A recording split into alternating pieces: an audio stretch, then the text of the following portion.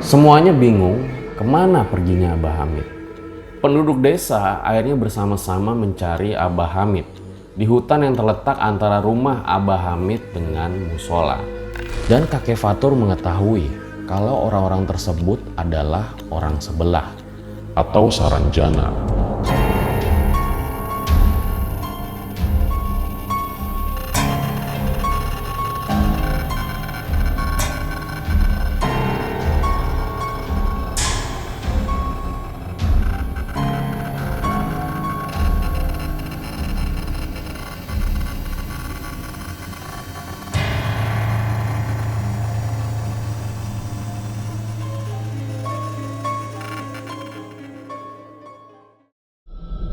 Kembali lagi bersama gua Fajar Aditya, dan karena sebetulnya dari kemarin itu banyak banget yang request, "Bang, upload videonya jangan cuma seminggu sekali dong. Bang, upload videonya kalau bisa setiap hari karena gua gabut bener nih." Tenang aja, karena kita mendengar request dari kalian, makanya kita upload video di hari Minggu ini untuk menemani kalian yang lagi di rumah aja. Tapi pasti nanti ada yang komen, kalian cari aja deh di kolom komentar. "Bang, ini kan hari Minggu bukan hari Jumat." Ya terus gue harus gimana, John? Upload seminggu sekali salah, upload sering-sering salah. Udah kayak Raisa, serba salah. Bang, upload videonya. Anyway, di episode kali ini gue ingin menceritakan salah satu cerita di Twitter yang cukup mendapat antusias. Saranjana.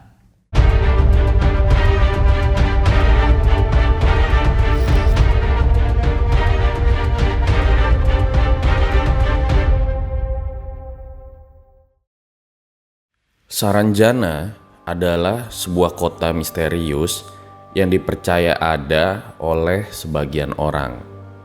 Sudah banyak media-media yang membahas mengenai misteri kota ini.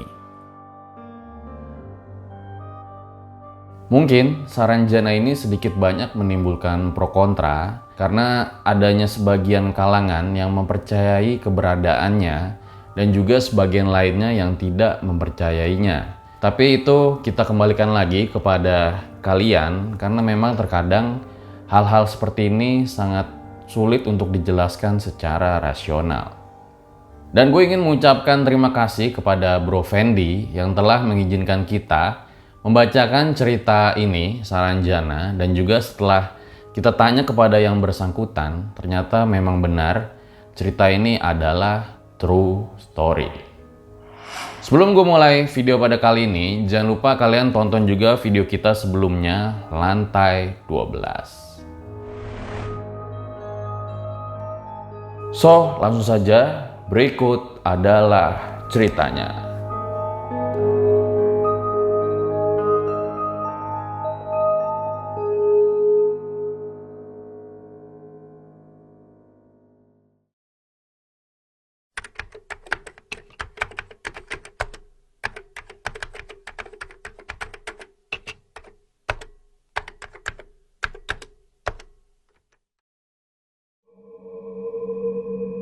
Saranjana namanya.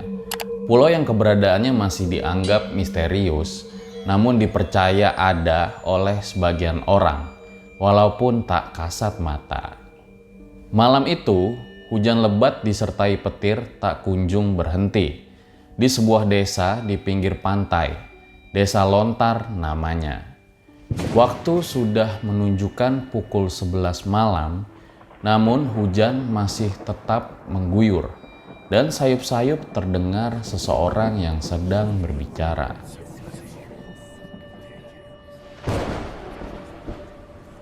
Dia adalah seorang laki-laki yang berumur 45 tahun yang sedang menenangkan hati istrinya karena memang mereka sudah tidak punya persediaan makanan yang cukup untuk keesokan harinya. Abah Hamid, penduduk memanggilnya.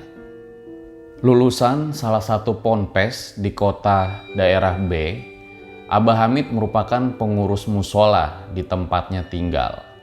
Musola yang sangat sederhana, namun satu-satunya di kampung tersebut. Singkat cerita, hujan pun telah reda dan waktu subuh telah tiba. Abah Hamid yang merupakan pengurus musola segera bergegas untuk berangkat menuju ke musola untuk melakukan azan. Sementara itu, istrinya tetap tinggal di rumah.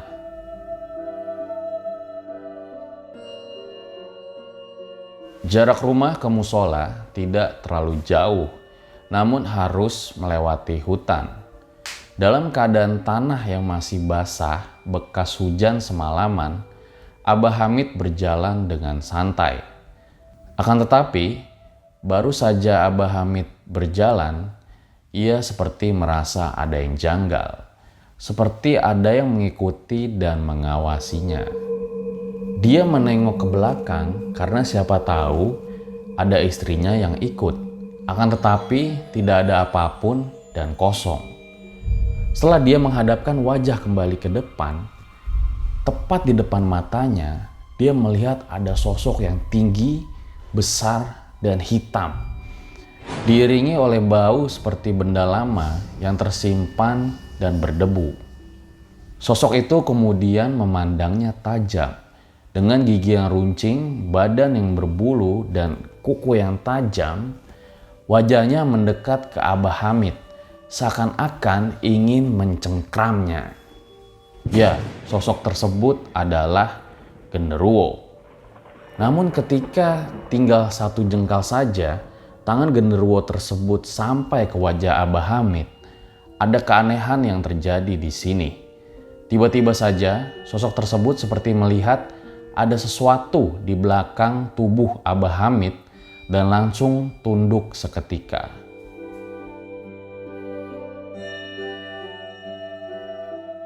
Seperti para pengawal yang tunduk ketika rajanya lewat di hadapannya. Genderuwo tersebut yang tadinya terlihat sangat sangar dan gahar, kini terlihat seperti biskuit yang dicelupkan ke dalam air.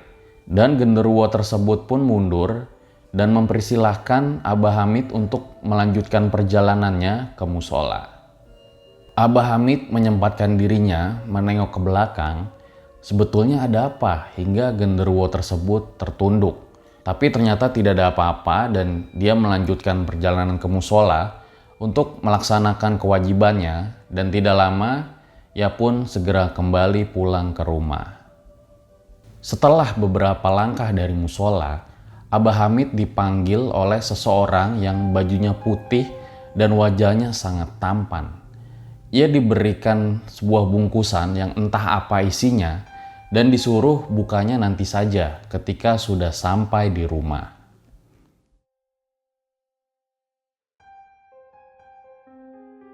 Abah Hamid sama sekali tidak mengenali pria tersebut karena memang bukan salah satu jamaah yang kerap ia temui.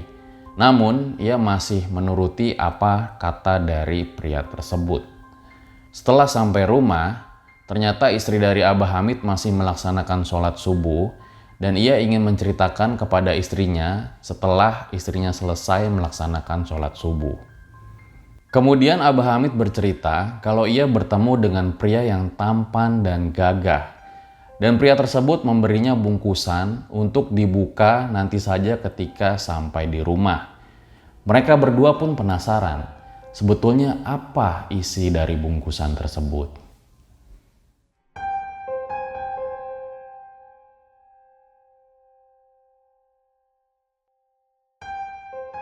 Penasaran kan kalian isinya apa? Prok prok prok jadi apa? Prok prok prok. Perlahan, Abah Hamid membuka tali bungkusan putih tersebut, dan betapa terkejutnya mereka karena isinya adalah tali dari benang hitam dan ada beberapa lembar uang. Namun anehnya, tiba-tiba saja tali hitam tersebut berpindah dari bungkusan ke kaki kanan Abah Hamid. Setelah berulang kali mencoba melepaskan, namun juga tetap gagal, akhirnya ia menyerah dan sempat kebingungan sebenarnya apa yang sedang terjadi.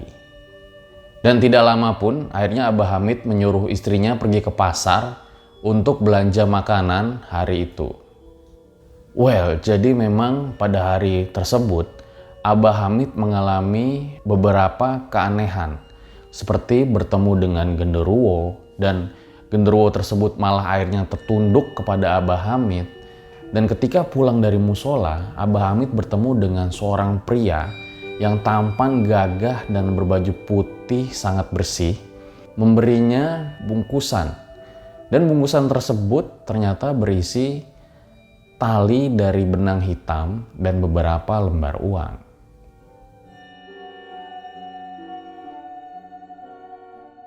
Abah Hamid pun segera pergi ke kebun karet yang ia miliki. Tepat pukul 10 siang, Abah Hamid pulang dan berencana untuk sarapan. Namun karena sang istri belum selesai memasak, akhirnya Abah Hamid mandi dan sejenak duduk santai di ranjang yang satu-satunya ia miliki. Tak sadar, ia pun tertidur dan bermimpi. Dalam mimpinya tersebut, Abah Hamid bertemu dengan genderuwo yang tadi pagi hampir mencelakakan dirinya. Dan genderuwo itu pun bersujud dan meminta maaf kepada Abah Hamid. Abah Hamid pun terheran-heran mengapa makhluk tersebut seperti seakan-akan menyesal telah menemuinya, dan bahkan sampai bersujud untuk meminta maaf kepada Abah Hamid. Si genderuwo pun menjawab, ia tidak tahu kalau ternyata Abah Hamid ini mempunyai sosok penjaga yang kesaktiannya melebihi dari genderuwo itu. Abah Hamid semakin kebingungan dengan perkataan dari genderuwo tersebut. Dan genderuwo tersebut pun menjelaskan kembali kalau orang yang memberinya bungkusan pada tadi pagi adalah sosok penjaga dari Abah Hamid.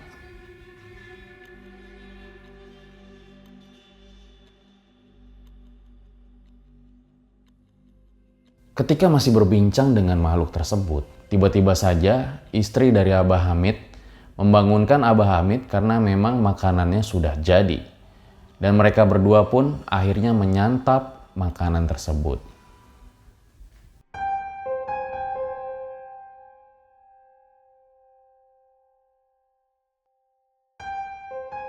Pada saat sore hari, keanehan kembali mulai terjadi.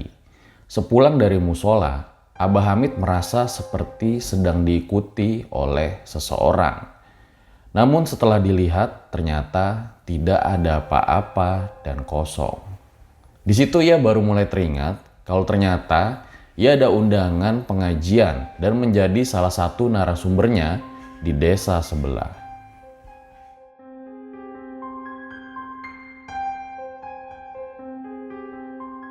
Abah Hamid menaiki sepeda ontel, melewati hutan dan jalan yang berbelok-belok. Setelah sampai di lokasi, ia terheran-heran karena banyak sekali jumlah jamaah pada pengajian kali ini. Karena biasanya jumlah jamaah kurang dari 10 orang dan pada saat ini bahkan melebihi dari 25 orang. Dan seakan-akan mereka sangat antusias mengikuti pengajian kali ini karena mereka berpakaian kompak serba putih baik perempuan maupun laki-lakinya. Ia bergumam dalam hati, alhamdulillah jamaah semakin banyak.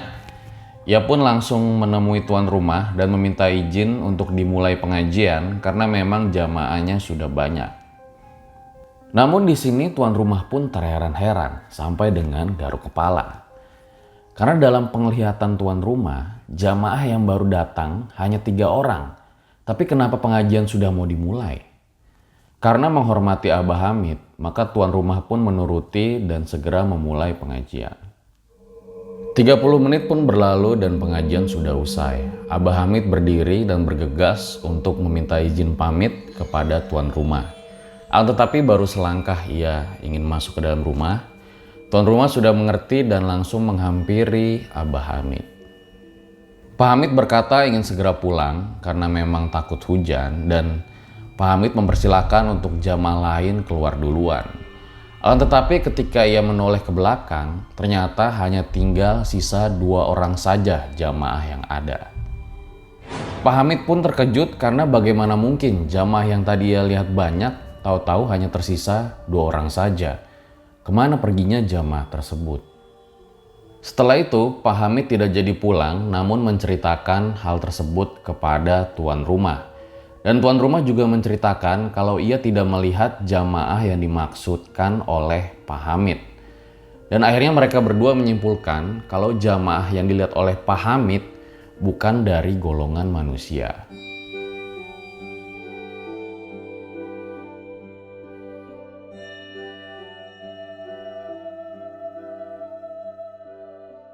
Setelah berbincang-bincang, akhirnya Abah Hamid memutuskan untuk pulang. Dan ternyata ada salah satu jamaah, Fatur namanya, yang memang searah jalan pulangnya dengan Abah Hamid. Akhirnya mereka pulang berdua dan di situ Fatur menceritakan kalau ternyata kakeknya itu pernah mengalami hal serupa yang dialami oleh Abah Hamid dan terjadi secara berulang kali. Dan dari kejadian-kejadian tersebut, akhirnya diambil kesimpulan oleh kakek Fatur kalau orang-orang yang dilihat itu rata-rata tidak mempunyai cekungan di antara hidung dan bibir. Dan kakek Fatur mengetahui kalau orang-orang tersebut adalah orang sebelah atau Saranjana, sambil menunjuk pulau kecil yang ada di pinggir pantai.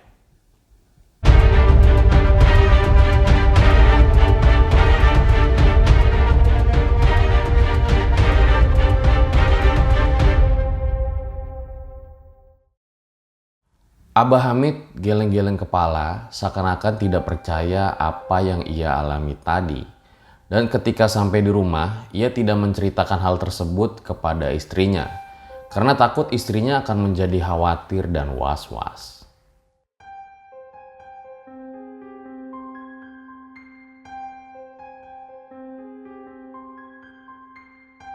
Tiga hari setelah itu, tepatnya hari Jumat, Abah Hamid pulang dari musola setelah melaksanakan sholat subuh. Suasananya masih berembun, tapi tiba-tiba saja ia dikejutkan dengan bau amis yang tercium, sehingga ia mempercepat langkahnya. Namun, semakin cepat ia melangkah, anehnya bau itu semakin menyengat dan terasa baunya sangat dekat. Ketika Abah Hamid terus berjalan, anehnya muncul asap dari pohon pisang yang ada di ujung jalan yang tadi awalnya kecil, tiba-tiba saja semakin membesar hingga menyerupai manusia yang dibungkus oleh kain kafan lengkap dengan talinya. Dan tak salah lagi, sosok pocong lah yang ada di pohon pisang tersebut. Abah Hamid menundukkan pandangannya akan tetapi masih terus berjalan. Dan ketika Abah Hamid berjalan tepat di depan pocong tersebut, tiba-tiba saja ada cahaya putih yang sangat menyilaukan mata dan nampak sosok seorang pria sedang menunggangi kuda berbaju kerajaan zaman dahulu tepat lewat di antara Abah Hamid dan pocong tersebut. Dan setelah itu keduanya pun menghilang.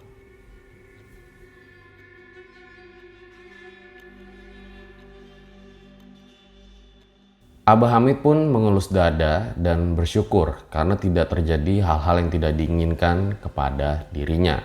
Dan ia pun lanjut untuk bergegas pulang. Dan di dalam perjalanan pulangnya itu, ia tidak habis pikir kenapa belakangan ini banyak sekali makhluk halus yang menyeramkan datang kepada dirinya. Dan ingin sekali rasanya untuk bercerita kepada istrinya, akan tetapi ia tidak tega. Well, luar biasa sekali Abah Hamid tidak menceritakan pengalaman-pengalaman yang dialaminya kepada istrinya. Karena dikhawatirkan istrinya nanti akan menjadi takut dan khawatir kepada Abah Hamid. Puncaknya tepat pada malam Jumat Kliwon. Saat itu akan masuk waktu maghrib dan Abah Hamid ingin bergegas untuk ke musola. Ia memakai kopiah usangnya dan membawa tasbih. Senja pada saat itu diiringi oleh gerimis. Ia berjalan melewati pohon pisang itu lagi dan ternyata tidak terjadi keanehan apapun. Ketika melanjutkan perjalanan, tiba-tiba saja ada yang memanggilnya dari arah belakang. Dan ternyata itu adalah orang yang memberinya bungkusan berupa beberapa lembar uang dan benang hitam pada beberapa hari kemarin. Well, lagi-lagi orang ini kembali datang.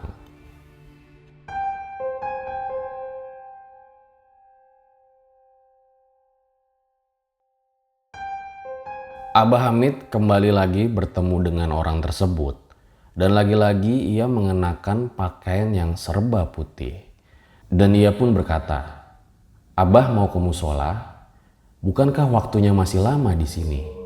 Abah Hamid pun mengiyakan, "Betul, masih sekitar 30 menit lagi."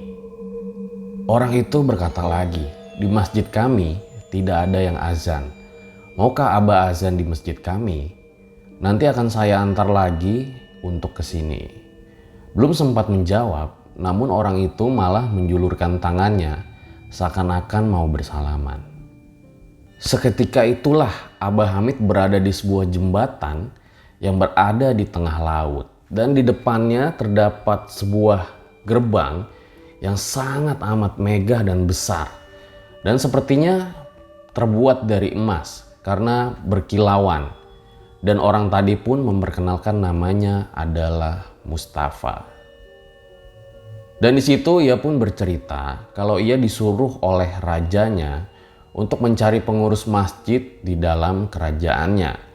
Dan sambil berjalan melewati jembatan itu, Mustafa menjelaskan kalau gangguan makhluk halus yang dialami oleh Abah Hamid itu memang disengaja.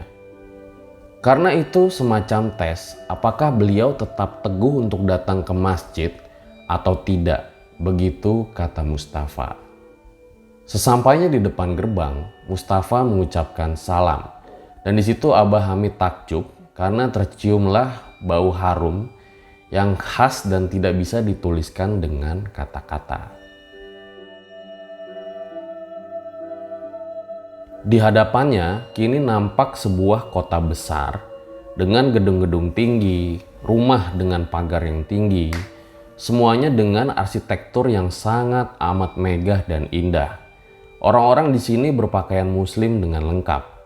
Abah Hamid pun bertanya pada Mustafa, "Sebenarnya aku berada di mana?" Dan Mustafa menjawab, "Ini kerajaan kami, Saranjana." Lalu Abah Hamid diajak untuk menaiki kuda dan berhenti di depan masjid yang sangat besar dan megah. Sementara itu, di lain tempat, di desa tempat tinggal Abah Hamid, cukup gempar karena sudah masuk waktu maghrib, akan tetapi tidak terdengar suara azan oleh Abah Hamid yang tidak pernah absen 5 waktu. Dan akhirnya jamaah lain pun menggantikannya untuk azan. Setelah selesai sholat, salah satu jamaah, Pak Jamil namanya, berinisiatif untuk menjenguk ke rumah Abah Hamid. Ia mengira Abah Hamid sedang sakit sehingga tidak bisa datang ke musola. Namun, alangkah terkejutnya dia ketika sampai di rumah Abah Hamid.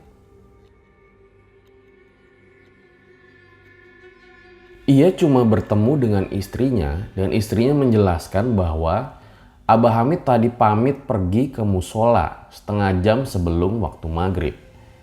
Semuanya bingung kemana perginya Abah Hamid. Lalu Pak Jamil bergegas mengabari kepala desa bahwa Abah Hamid hilang. Istri Abah Hamid menangis sejadi-jadinya, bahkan sempat beberapa kali pingsan.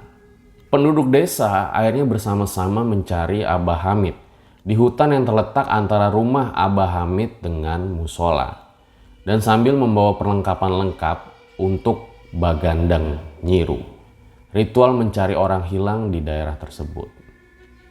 Mereka berkeliling hutan dan mencari ke seluruh sudut hutan bersama-sama warga yang lain. Dan ketika jam sudah menunjukkan pukul 10 malam, namun Abah Hamid tak kunjung juga ditemukan. Warga belum tahu kalau Abah Hamid ternyata dibawa oleh penduduk Saranjana.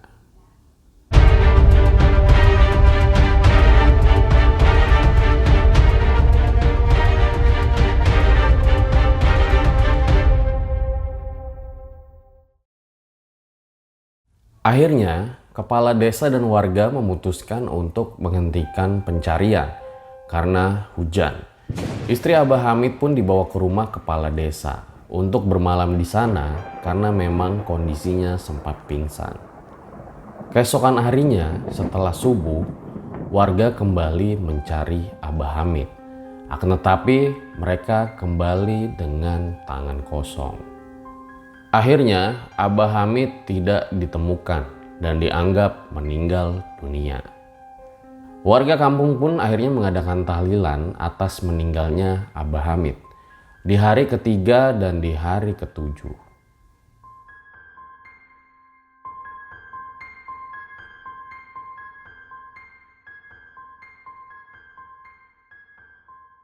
Sementara warga sedang melangsungkan tahlilan di hari ketujuh, Abah Hamid baru saja menyelesaikan azan iqomah dan sholat maghribnya di Saranjana.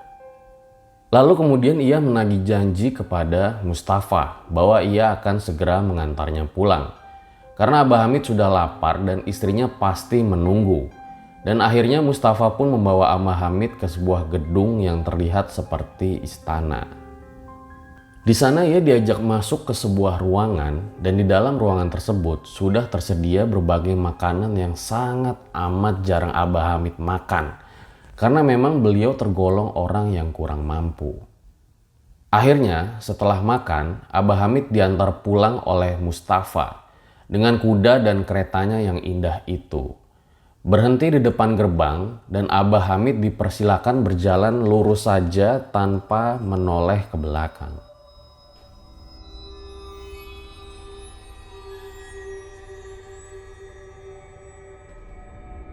Setelah mengucapkan salam, Abah Hamid berjalan lurus ke depan dan sayup-sayup terdengar suara orang-orang yang sedang melakukan tahlilan. Semakin lama suaranya semakin keras dan anehnya tiba-tiba Abah Hamid sudah berada di depan teras rumahnya. Seketika warga yang melihat Abah Hamid langsung berhamburan keluar dan ingin memastikan kalau ternyata itu adalah benar-benar Abah Hamid. Tahlilan pun dihentikan dan setelah itu ketika sudah memastikan kalau itu benar Abah Hamid, warga memintanya untuk menceritakan apa yang sebenarnya terjadi dengan Abah Hamid. Dan Abah Hamid akhirnya menceritakan dengan detail apa yang telah dialaminya. Ia menceritakan pergi ke kota Saranjana dan menjelaskan kondisi Saranjana yang mirip seperti kota-kota besar di mana jalannya lebar-lebar. Kemudian ada gedung-gedung tinggi, rumah besar dengan pagar yang tinggi-tinggi, bersih, dan semuanya bernuansa Islami. Dan juga Abah Hamid bercerita kalau ia hanya melakukan sholat maghrib di sana. Dan ternyata di alam dunia nyata ia sudah menghilang selama seminggu. Ia bercerita bahwa salah satu ciri penduduk Saranjana ialah tidak mempunyai cekungan di antara bibir dan hidung. Sang istri pun terharu karena sang suami pulang dengan kondisi sehat. Dan 3 bulan berikutnya, Abah Hamid kembali menghilang. Warga pun menduganya ia kembali diajak ke kota Saranjana. Sudah seminggu ini istrinya gelisah karena Abah Hamid tidak kunjung pulang. Namun, pucuk dicinta ulam pun tiba. 5 bulan kemudian, Abah Hamid kembali pulang. Dan ia menceritakan kalau ia mengajar ngaji di tempat tersebut. Dan setelah kejadian itu, banyak warga desa pinggir pantai yang sayup-sayup mendengar suara musik dari tengah laut. Dan bahkan cahaya warna-warni seperti cahaya kembang api dari tengah laut. Dan sebagian warga pun percaya kalau hal tersebut adalah penduduk Saranjana sedang melakukan pesta atas kerajaannya.